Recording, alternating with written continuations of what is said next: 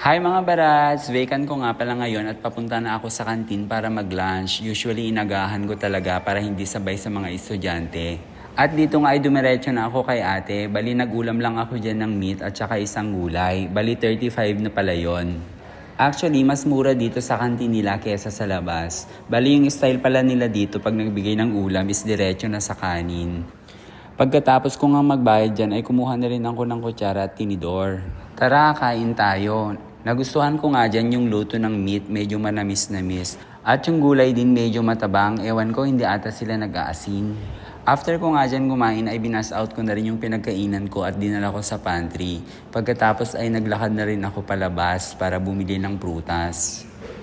Dito nga palagi akong nabili kay kuya at palaging melon lang din yung binibili ko. Sobrang tamis niya kasi.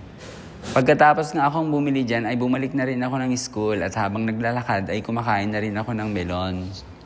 O siya, dito muna. Hanggang sa muli, Kapun Kap.